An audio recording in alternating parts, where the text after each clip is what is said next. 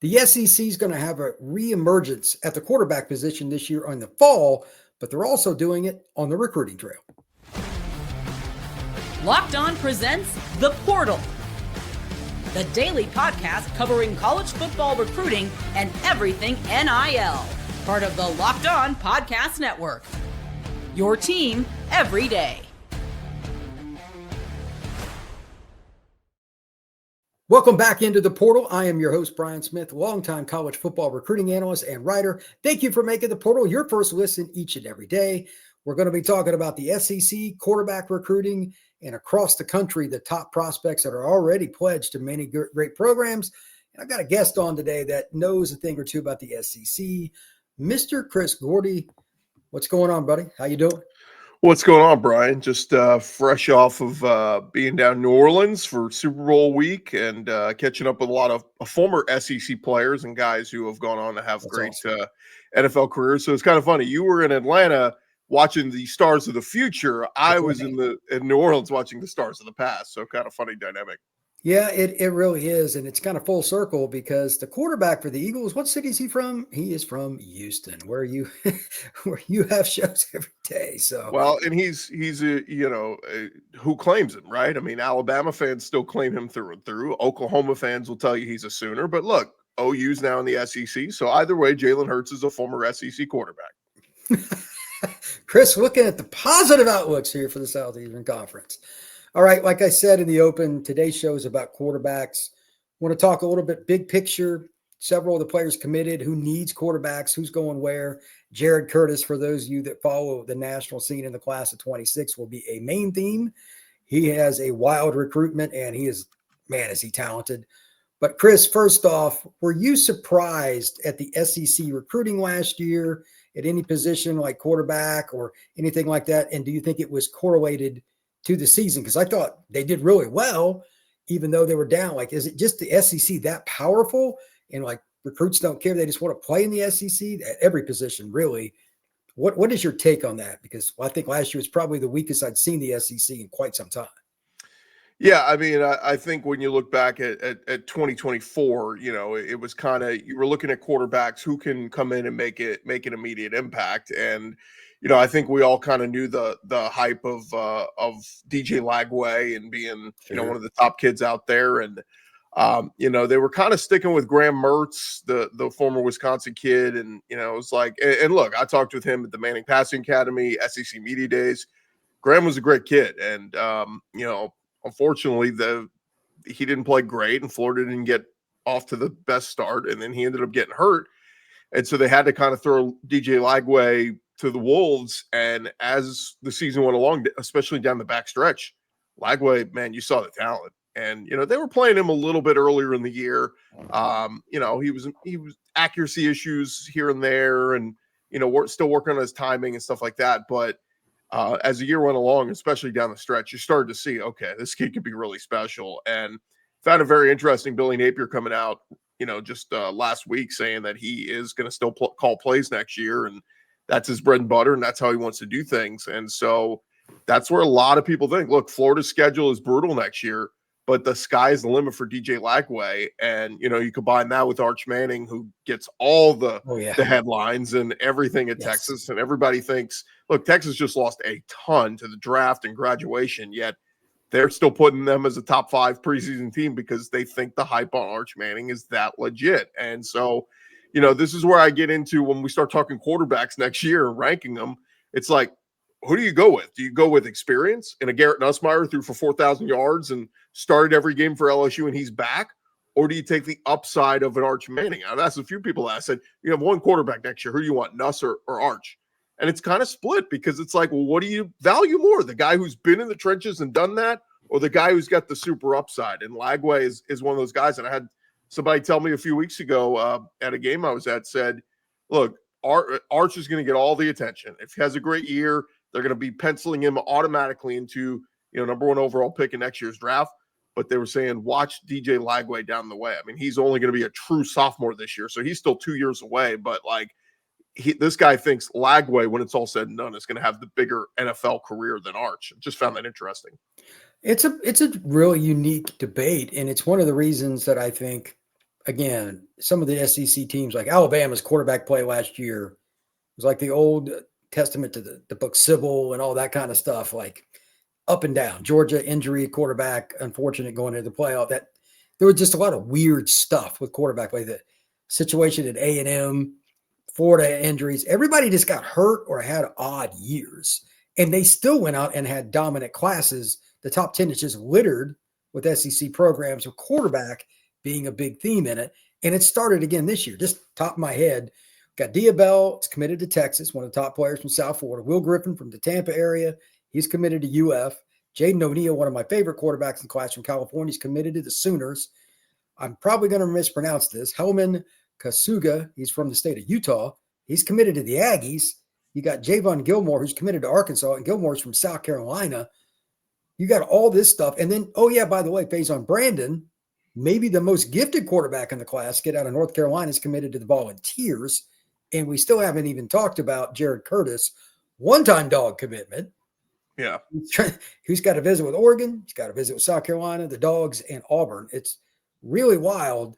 Do you think that we are to the point now, especially like you and I were talking off air, Damon Wilson went from Georgia to Missouri in the offseason? Nobody's telling me that he didn't just take the big check. I'm not buying it. I've got family ties to Missouri. I'm not buying that you wanted to be at Missouri more than Georgia. Just not. That being stated, do you have to have elite quarterback play, even in the SEC, to win a title now? What's your take on that?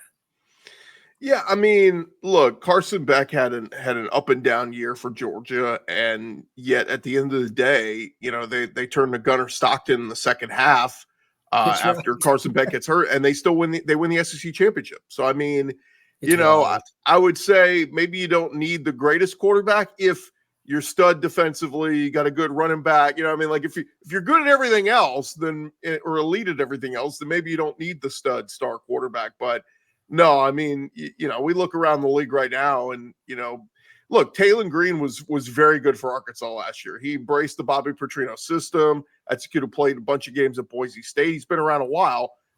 Really nice dual threat quarterback. And if you look at the numbers, he was very productive. When you talk about what he did last year, 3,100 passing yards, 600 rushing yards, 23 total touchdowns, and yet not a soul is talking about him or Arkansas this year, right? I mean, it's right. It's Nussmeier at LSU and Taylon Green at Arkansas are the two of the most productive quarterbacks. And then, like I said, you got that next group of DJ Lagway, Arch Manning, and then I put Nico Iamaleava and Lenore Sellers at South Carolina, all in that next group of who's going to rise, right? Who's going to make that next huge rise from that group? And then you get into John Napier coming over from Washington State to Oklahoma. A lot of people excited about him. And so, and the list kind of goes on from there. But notice in all those quarterbacks I mentioned, Brian, not one Georgia or Alabama quarterback. And those are the two teams that have been winning the SEC for the past, basically decade, outside of a Joe Burrow year here or there. But, it's just fascinating because do you need a great quarterback? Yes. But, Tennessee intrigues me a lot too, because you just mentioned they're bringing in this great quarterback in the class of 2026, and yet Nico Iamaleava just completed his first year as a starter. If he has another let's say he has another year like that this year, he's not leaving for the draft. He's coming back. He's gonna have another year. And then they just signed George McIntyre in this group, who I've had people tell me that they really like him from Brentwood and played in Tennessee. Like, that kid's waiting in the wings. So now you start to do the dominoes, and you're like, all right, well, I mean, are they going to be able to keep all these kids? So it's just fascinating because when you recruit these coaches, I don't envy them at all, because recruiting nowadays, like, you got to bring in this kid and say, okay, you're the heir apparent, wait in the wings till this kid's gone. And if something happens with that kid and he ends up coming back for another year, now you're going to lose one of those kids that's waiting in the wings. Look at Georgia last few years. Brock Vandergriff ran off to Kentucky, and now he's already quit football. You have Gunnar Stockton waiting in the wings. They brought in Jaden Rashada. He's already on his way out the door, already onto his third, fourth school, whatever. So it's a really interesting dynamic of how do you do this, man? Like, I think Florida's in a great spot. They have Lagway. He'll be a true sophomore. You got him this year and next year, and then you recruit two behind him. And, that's an easier one than some of these other cases of you got 4 or 5 kids and, Are the dominoes going to fall perfectly? I don't know. Yeah, because the transfer portal is crazy with quarterbacks. There was a stat the other day that On3 tweeted out 60% of the top quarterbacks from 21 through either 23 or 24 had transferred. So that was like, oh my gosh. Well, look at the 24 class. I mean, it was DJ Lagway 1, Dylan Raiola 2, but Julian Sayin was 3. He signed with Bama. He transferred to Ohio State before he even basically got on campus. Luke Cromanhook was 4th. He went to Florida State. He's at Mississippi State now.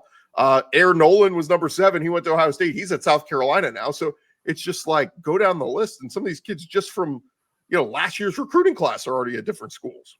It really is wild. But to that, Chris, the SEC overall is still not missing a beat with their efforts on the recruiting trail in the class of 26. We're going to talk about that next here on The Portal.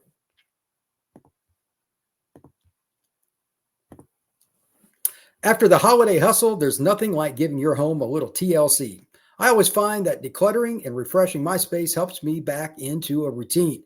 Whether you're tidying up, clearing out, or just want to give your space a new look to start the year, WayFair has everything you need all within your budget. Personally, I just bought a nice computer desk, an L-shaped desk that I'm putting together right now for just over $120 off WayFair, and it looks great. So I'm looking at other furniture and different things on there, and I like it a lot, and it's easy delivery right to your door. Again, I just had that happen. There's something for you and everybody, for every style and every home, no matter your space or your budget. And WayFair makes it very easy to tackle your New Year's home goals. Give your home the refresh it needs with WayFair. Head to wayfair.com right now. That's wayfair.com. WayFair, every style, every home.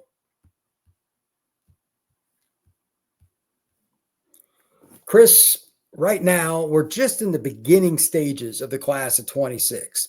And I was looking at some rankings earlier today when you and I were messaging, and it's just wild to me how many teams get off to hot starts and then they kind of fade and this and that. Like Alabama has one kid committed. That was even the case under Saban. They're kind of the old school philosophy, go after the top kids and wait it out. But just kind of looking at it already, just in the top 10, and I could share this for those on YouTube and I'll explain it to everybody else. But just for those that are on top 10 list already, it's pretty wild because it's some of the schools that you would expect, and they're kind of making a faster pitch. Like the transition is quicker than it's ever been for whatever the reason. And I think it's pretty wild that if you look at the SEC, they get recruiting, in my opinion, as well, if not better than any other conference. Right now, Aggies got 10 commits. They're number 2 by rivals. Tennessee has 7 commits. They're number 4. Again, they have Faison Brandon. That certainly helps.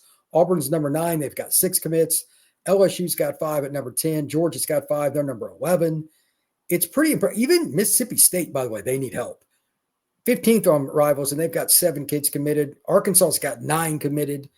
What is your take on the early start to recruiting now? Because it's just wild to me because a lot of these schools didn't used to start like this. Do you see a trend, or is this kind of an aberration? Well, the one that jumped out to me so quickly, and look, I've heard so many great stories about Mike Elko and hitting the ground running there, getting to, getting to College Station last year and just automatically making a difference when it comes to recruiting. Look, Jimbo Fisher was going and, they had the money and they were going and buying kids, but you also got to have the big C word. You got to have some chemistry. You got to have kids that work well together, know their role. They had some bad eggs in that top recruiting class they brought in. And I say bad eggs, just kids that just, either had attitude problems, kids that, wanted to smoke weed, it was just all kinds of, it was a hodgepodge of all kinds of different stuff. And Elko's come in with that blue collar mentality and he's selling kids, man. I mean, they were leading the SEC down the stretch of the season before things kind of fell apart towards the back end where they lost a couple of games. But, I think that kind of being on the national stage and saying, look at Texas A&M, we're turning this thing around. Last year was supposed to be a transition year. And so to have 10 kids already, and by the way, 3 of their top kids are from the state of Georgia. Kind of interesting. I mean, Elko was at Duke, man. So he's been around. He's, been a DC at Notre Dame. He's recruited all parts of the country. So he knows his way around the South. He knows what it takes. And, you even look, he's got a couple kids from California already in this class. And that's not even, he's only got, I think, 2 kids from Texas right now. Like, they're going to get the Texas kids. That's going to be on the back end. You're going to come back around and go, hey, we can get these kids. But that's just what stands out to me is Texas A&M kind of recruiting at a national level right now. And then, we mentioned Tennessee, and they're doing a good job with kids from in-state, and then a couple kids from North Carolina. I think you and I talked about that. We'll see how that dynamic changes with Bill Belichick now at UNC. Is he going to try to put up a fence around the state? But, even in the state of Alabama, Tennessee and Josh Heupel have been doing some work. And then, Auburn so well. It starts in that state of Alabama, and to have Hezekiah Harris and Jermichael Garrett from in-state is absolutely big. And, I think give Sam Pittman some credit too at Arkansas. I mean, all the talk of him on the hot seat and possibly being fired last year, you pivot to he's got a pretty good recruiting class right now. 9 kids already in that group, and everybody from a couple kids from Oklahoma, Adam Austin and Colton Yarbrough, and so we'll see where they end up closing with that. But yeah, certainly it starts at the top, and a lot of these schools saying let's rack up, man. Let's not sit around, because they know when the season hits, man. When you get in August, September, your focus is on the football season. You don't want to be worried about that early signing day in December and having, we got a bye week. Let me go hop on a plane and go see this kid, whatever. Like, you want to get most of the legwork out of the way now. So I wouldn't be shocked, Brian.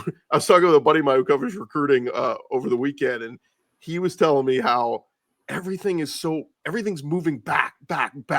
He's like, we talk to kids now in 6th and 7th grade, and they're focused on, I want to be an early enrollee. I want to get to high school early. And then it gets to high school, and I want to be an early enrollee. I want to get to college early. And then you get to college, and it's like, you can't get me off this campus quick enough. I want to get off to the pros. It's like, slow the F down, kids. Like, it's okay to take a breather. I mean, all these early enrollees now, Brian, like, kids are missing their proms and missing like fun high school experiences because, I got to get to campus and learn the playbook, and I got to get in early because I won't be playing as a freshman if I'm not there early. And it's like, goodness gracious, take a breather a little bit, kids. That is true. That trend is strong. Most of the schools, SEC or otherwise, these kids are enrolled. Over half the classes for a lot of these institutions, they're there in January. It's wild. When this first started, there'd be like 2 to 3 kids at a school that enrolled earlier. Right. Now there's 2 or 3 kids, and they're like, what? Oh, you're coming in June?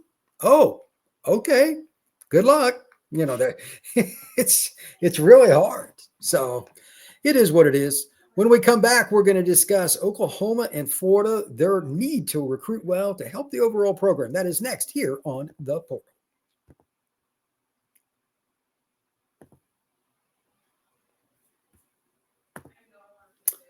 Chris, which one do you think needs the recruiting wins and the valuable momentum from recruiting to help the fan base kind of pump the brakes?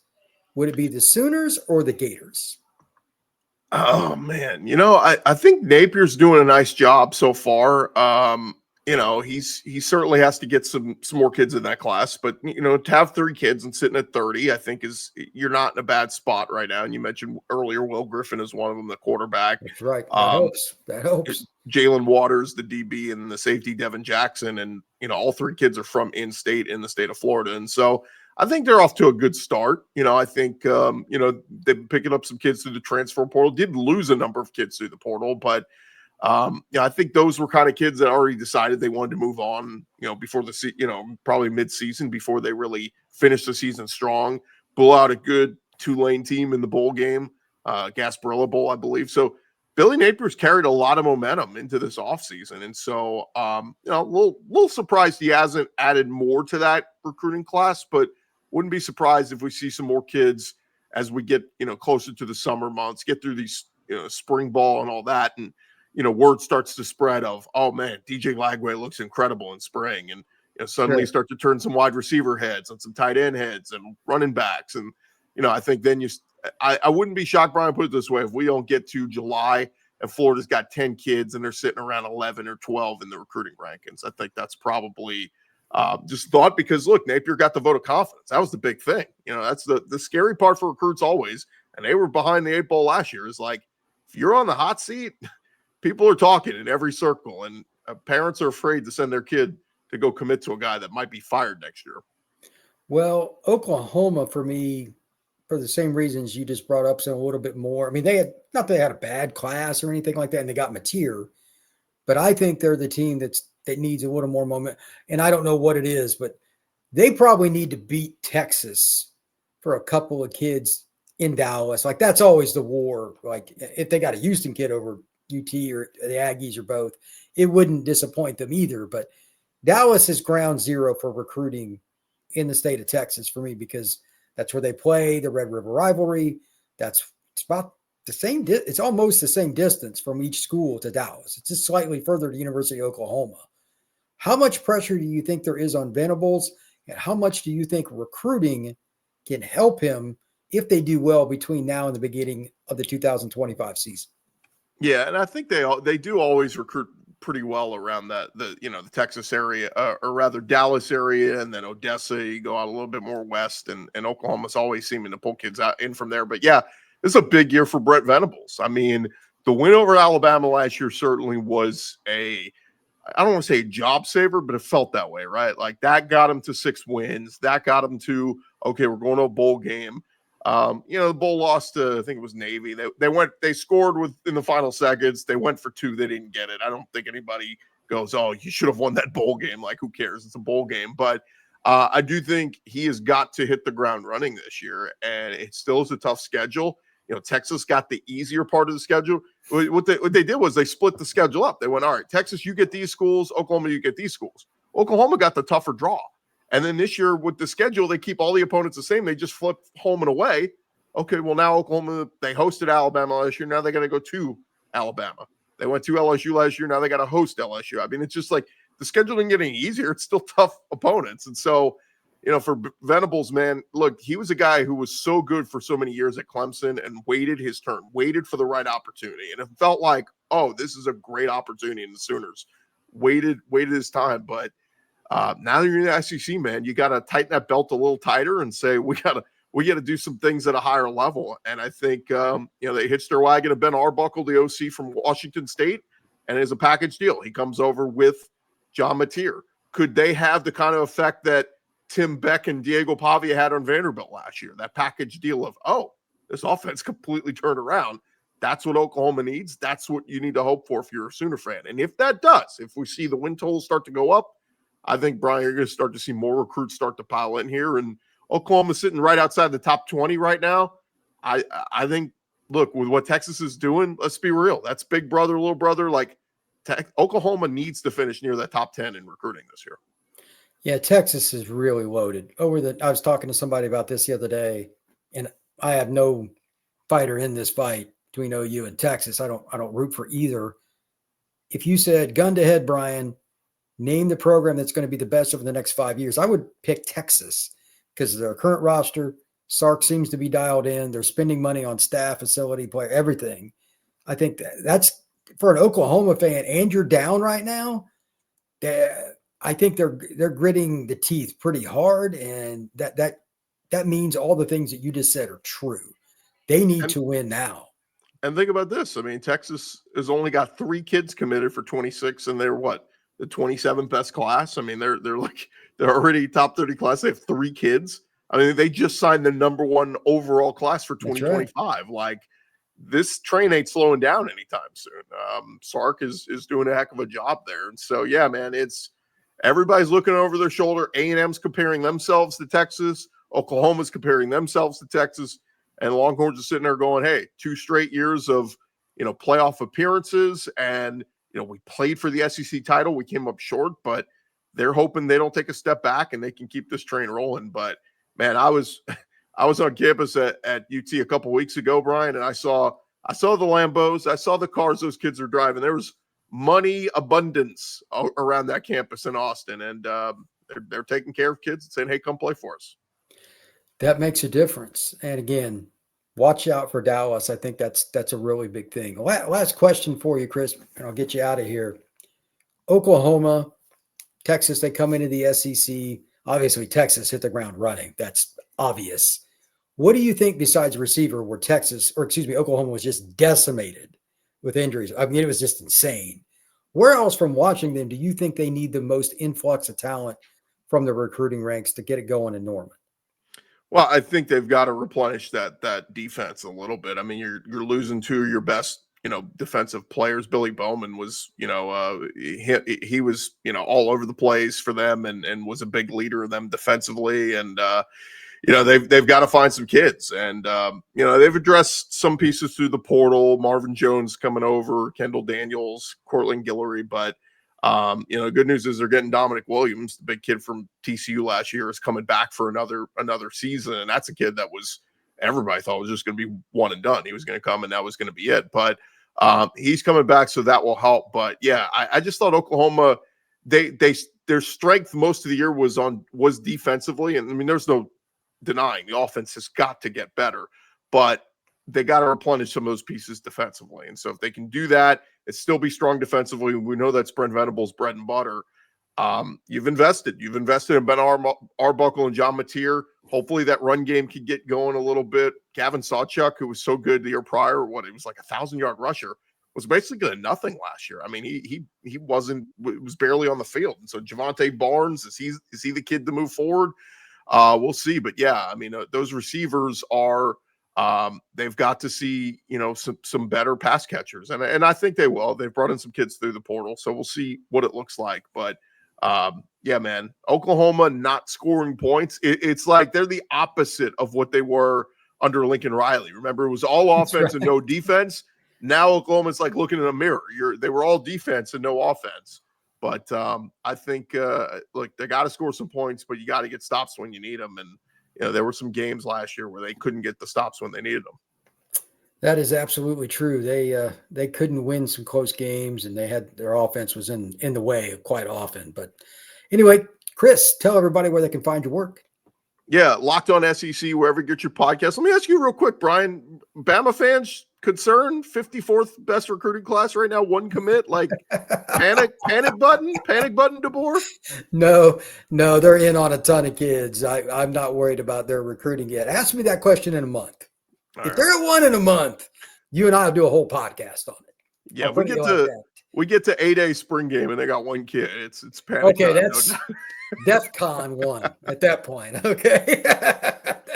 That's a different deal. But no doubt. Locked On SEC, wherever you get your podcast, covered all things Southeastern Conference. And yeah, man, this is a busy time of year. We've been getting into some more basketball conversation, and certainly going to keep an eye on the draft. We love seeing the SEC set records with most kids in the draft. And then, of course, all the everything was from spring ball to overreactions. What's team's biggest needs? What do they need to answer in the spring? All that for you, Locked On SEC. You can find us the same place that Chris is talking about. Locked On the portal, Apple, Spotify, Amazon, wherever you get your pods, and of course on YouTube. Like, subscribe, share this podcast. We will see you again on the portal.